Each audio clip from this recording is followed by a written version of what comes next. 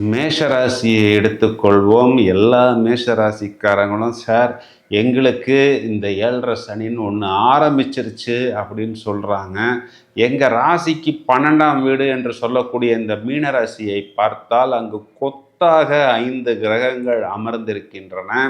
மேலும் இந்த 12ஆம் இடம் என்பது விரயஸ்தானம் என்றும், செலவு என்றும் ஆங்கிலத்தில லாஸ் அப்படின்னு சொல்றாங்களே. அப்போ அங்கே 5 கிரகம் இருந்தால் எங்களுக்கு 5 விதமான செலவு வருமா?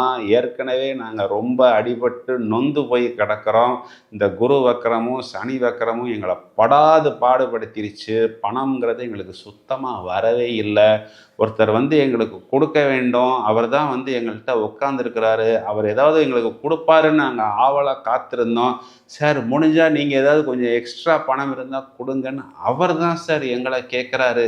நடக்க வேண்டியது எல்லாமே ரொம்பவும் ஸ்லோவாக தான் இருக்குது. 7.5 சனியின் தொடக்கத்தில் தான் நிறைய கஷ்டங்கள் அப்படின்லாம் சொல்கிறாங்க.